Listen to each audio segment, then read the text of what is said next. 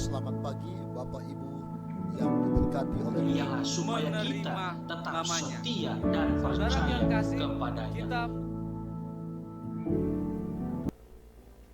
Shalom, selamat sore Bapak dan Ibu yang diberkati oleh Tuhan. Saudara-saudaraku, tentu kita rindu untuk terus belajar tentang firman Tuhan. Dan sore hari ini kita akan mempelajari pelajaran sekolah sahabat kita di hari Rabu tanggal 15 Februari dengan judul Zakeus. Mari kita sama-sama satukan hati, kita berdoa. Bapa di surga, terima kasih kami rindu mempelajari firman Tuhan, dan biarlah kiranya Roh Kudus-Mu menolong kami supaya kami boleh mengerti dan melakukannya dalam kehidupan kami. Terima kasih Tuhan, di dalam nama Yesus kami sudah berdoa. Amin. Bapak dan Ibu yang diberkati oleh Tuhan, Zakeus. Siapa yang tidak kenal dengan Zakeus? Sejak kecil kita sudah mendengar kisah tentang Zakeus. Zakeus adalah seorang Yahudi, orang yang kaya yang menghasilkan uang dengan bekerja sebagai pemungut cukai untuk bangsa Roma. Namun karena pekerjaannya itu, dia dibenci oleh orang-orang Israel. Karena apa? Karena ternyata dia bekerja memungut cukai ternyata lebih besar daripada apa yang seharusnya dia pungut dari rakyatnya. Sehingga itulah yang menyebabkan dia dibenci, karena dia dianggap sebagai orang berdosa. Nah, Zakeus ini tinggal di kota Yeriko. Ada satu hal yang kita perlu cermati di sini, bahwa pertemuan Yesus dengan Zakeus bukanlah hal yang kebetulan. Karena Yesus yang akan pergi ke Yerusalem dari Galilea harus melewati Yeriko, kota yang sibuk dengan bisnis, dan disitulah Zakeus ini tinggal. Nah, Zakeus punya keinginan untuk melihat siapakah Yesus, karena berita tentang Yesus sudah begitu santer didengarnya. Dia ingin mengenal siapakah Yesus itu. Dan ketika Yesus bersama rombongannya melewati perjalanan menuju ke Yerusalem melewati Yeriko, Yesus yang menyapa Zakeus untuk pertama kalinya. Apa buktinya kalau Yesus memang memiliki sebuah rencana dalam kehidupan Zakeus? Ya, karena Yesus yang menyapa lebih dahulu. Sebelumnya mereka tidak pernah bertemu, tapi Yesus berkata, "Zakeus, turunlah, aku ingin tinggal di rumahmu."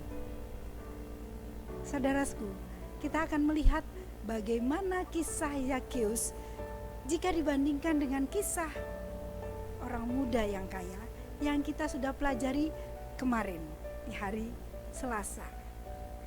Kita coba membandingkan dua orang ini, sama-sama orang Yahudi, sama-sama kaya raya, sama-sama berminat untuk bertemu dengan Yesus.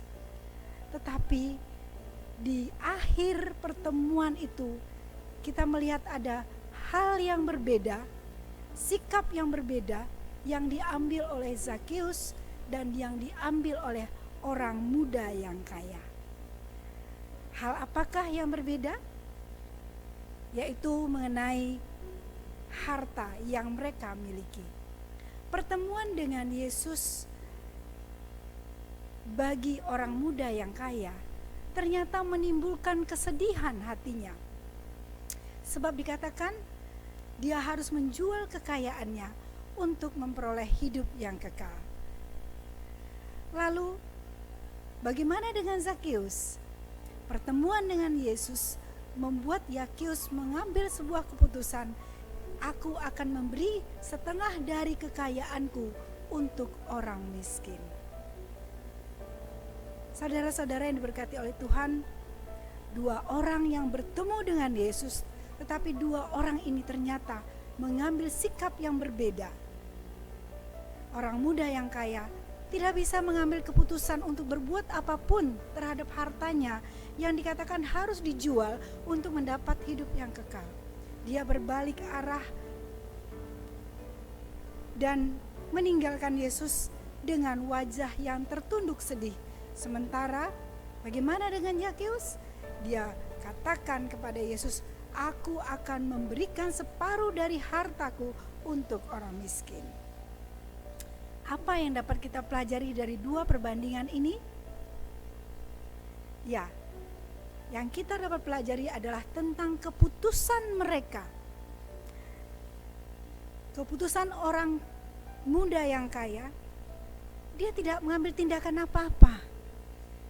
Dia hanya bertanya kepada Yesus bagaimana untuk mendapatkan hidup yang kekal, lalu kemudian hanya berbalik dari Yesus tanpa mengambil keputusan, karena dia menganggap hartanya itu adalah segala-galanya dalam kehidupannya. Lalu keputusan Zakheus, dia mengambil tindakan dengan mengatakan, "Aku akan memberi setengah dari harta kekayaanku kepada orang miskin." Yesus melihat bahwa Zakheus menyukai kekayaan juga, tetapi Zakheus tidak menjadikan kekayaan itu sebagai ilahnya. Nah, luar biasa pelajaran kita pada sore hari ini. Jika kita mau melihat kehidupan dua orang yang bertemu dengan Yesus ini, nasihat apa yang kita dapat ambil? Bapak, Ibu, dan saudaraku, tindakan memberi harta kita bagi orang miskin, bagi orang yang membutuhkan, adalah tindakan iman. Karena dengan demikian kita membuktikan bahwa harta yang kita miliki bukanlah segala-galanya. Harta itu adalah titipan dari Tuhan, dan kita diberi kepercayaan untuk mengelola harta yang Tuhan titipkan sebagai penata layanan. Dan jika kita diberi kesempatan untuk memiliki harta kekayaan, baiklah kita mengambil sikap sebagaimana Zakheus. Kita mau membagi kepada orang miskin. Namun ada hal-hal yang perlu kita ingat, bahwa dalam memberi kita juga jangan sampai merendahkan orang yang kita beri.